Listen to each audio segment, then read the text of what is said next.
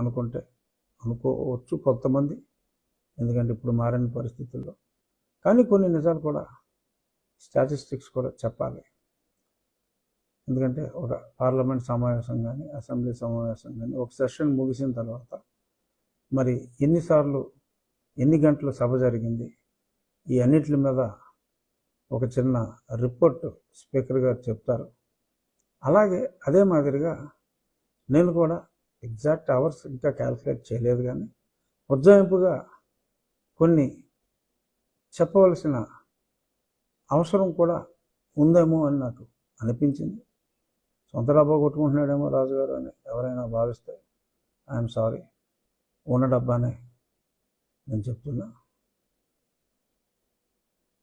June 4-5 తారీఖుల్లో 2020లో, అంతకుముందు చాలాసార్లు